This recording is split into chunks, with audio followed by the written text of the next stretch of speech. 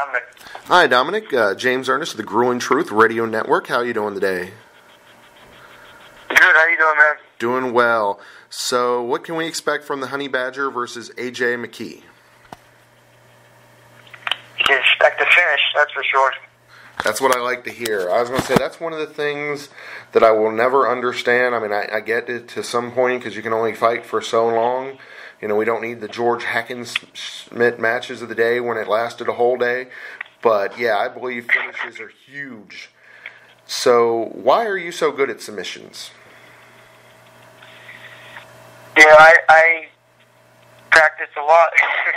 I work at technique a lot. I honestly, I don't know, I think I have like a third eye for it or something. It just makes sense to me. I feel like I'm on a different level than, mostly every grappler in MMA. And, I have great coaches,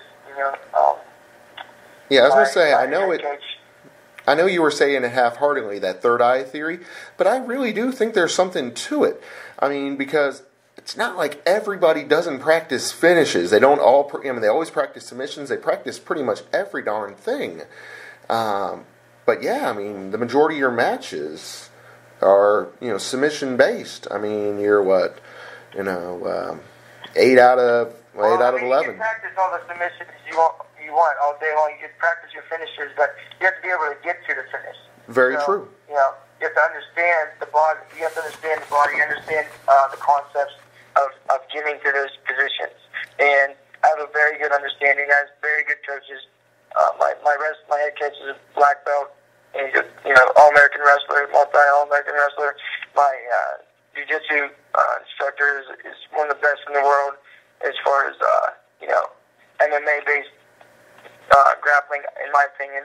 And I just understand it. I practiced it a lot, and even when I first came in, I kind of just jumped right in with the intermediate guys. I didn't really have any beginner experience. I was just able to understand the mechanics of it and understand what to do, what not to do, and build from there.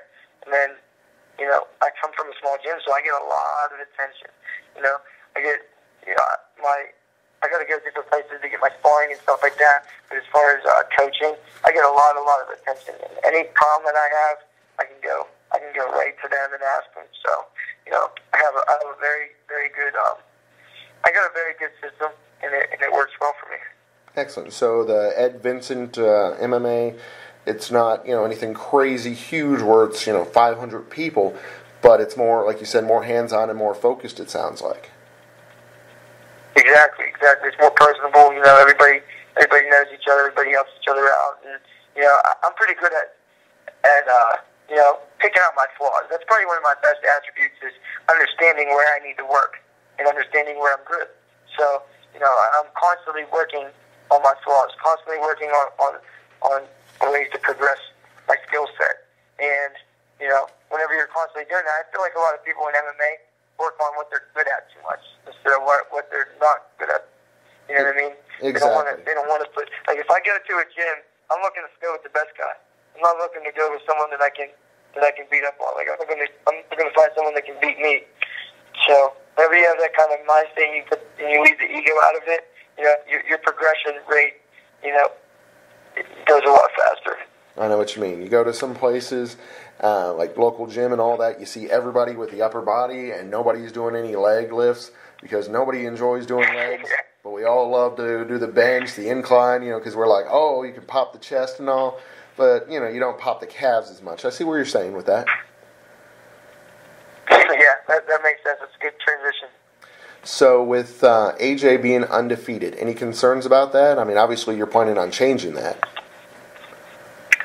Yeah, no, that's bad for him because he hasn't fought. He's not going to expect someone my level to come in there. He hasn't fought anybody nearly the caliber of skill that I've fought or any of the guys that I've fought. So I'm ready to go, and it doesn't. I've fought undefeated guys before. I fought 7 guys before. I fought guys with 25 fights. I fought almost everybody. So that doesn't scare me at all. Thoughts on your first fight with Bellator? This sure. I mean, what do you think? Are you excited? Are you probably not nervous, but you're probably excited. Obviously, stepping up to a bigger promotion. Obviously, I'm guessing just the media around it is probably more intense than what you're accustomed to. Any thoughts on those kind of things? Yeah, I mean, I'm super excited. Like I keep saying, it's like Christmas. I mean, not only is it the biggest promotion in the world, but I'm at the top of the card with one of the best prospects in the world in the promotion. So I'm ready to go. And the media hasn't been too crazy. It's been pretty much just business as usual as far as the sponsors, as far as the social media, me getting the word out there. I've known about the fight for about 4 weeks. So I've been and they only released it I think a week ago. Exactly. So you've had plenty of time. It's just we are now just hearing about it. It wasn't like they sprung it on you. You had time to prepare for it. That's good to hear. Yeah, exactly. I've been kind of had time to let it resonate and get my mind right about the whole thing. And I'm ready to go. I wish the fight was tomorrow. I'm so ready to go. So I'm just excited to be fighting for the top promotion in the world and being able to showcase my skills at the next level. Yeah, because, like you were saying, you've known for a while now. Obviously, for us in the media, we were thinking they had you fighting at a drop of a hat. Not that I'm sure you would turn that down if you could. You'd probably fight every other week would be cool for you? Yeah, I'd have fought him on a week's notice for sure, but thankfully, I got almost a full camp. Excellent. So, any thoughts about the main event, Pitbull versus Strauss? Yeah, future opponents. Exactly. I was going to say, with them being in the same division, you're probably paying, you might not that night pay close attention to the match, but obviously you'll be doing, follow-up research and seeing which one that you'll be fighting next to maybe earn a title shot, and then from there fighting the champ. Yeah, exactly.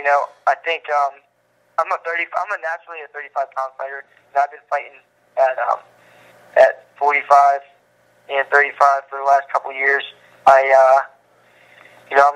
ranked.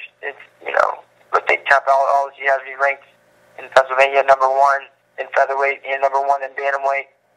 And I think in the Northeast, I'm ranked #2 at featherweight, #1 at bantamweight. If they want to give me a big fight at featherweight right after this fight, it's going to propel me to a title shot against either one of those guys, and that's great, But if they got a bigger fight for me at 35, one of the UFC guys that they just signed or something like that, I'll go back down to 35, So whatever the big fight is, that's what I'm looking to fight. Do you prefer to go in against somebody who's, one specialty, like they're a knockout artist, or do you prefer somebody like McKee who seems to be well-rounded? I'm not too impressed with anybody in my division in the UFC or in Bellator. I think pretty much they're all pretty much one route, one-dimensional. I don't see too many guys that have a well-rounded skill set. But yeah, definitely, I'm a well-rounded fighter. That's my biggest asset is that I am well-rounded. Obviously, I'm better at some things than other things, but if anything, I can find your weaknesses, and I can expose those weaknesses. So if you got a weakness, I'm gonna find it. If you're one-sided fighter, I love that. I love fighting, knockout artists, the guys that I know are just gonna try to fight me. I love fighting wrestlers that I know are just gonna try to shoot on, or just try to hold me down, and because that's how I break a guy. If you're gonna be a wrestler, you're gonna try to come at me with takedowns. I'm gonna break you by stuffing your takedowns or sweeping you or submitting you or catching you or something. If you're a striker, I'm gonna break you by taking you down, smothering you, laying the ground upon you, and just wearing you down. So either way you slice it, I'm prepared and ready to go. So how'd you become the Honey Badger? It's funny. I actually it came after my only loss as an amateur. It was a close fight against a wrestler. I think I had maybe like 2 or 3 weeks of wrestling experience at the time when I took the fight, and it was a close fight. I thought I won, but I got taken down a couple times, and then I seen this video about the honey badger. Just animals just don't give a shit. Oh, they don't. They're impressive. So I took the video. I took the video to my jiu-jitsu class, and I said, I'm gonna be like this animal. This thing don't give a shit. Look at this. And I showed it, and they're like, "Oh, you're the honey badger, the honey badger." Exactly. And it kind of just stuck from then. Oh yeah, I mean they don't mess with anything. Lions and shoot bees, they don't care. It's crazy. Yeah, I was gonna say my son loves those. Okay, you want to give me a title fight at 55? I'll take the title fight at 55. There I you don't care. Exactly. That's what you got to do. Is be versatile, and it sounds like you're quite versatile. You're going after the top opponents. So why do we need to watch Bellator 178? Because you need to watch the next world champion. Excellent. Jump on it now before you gotta get in the back. Cool.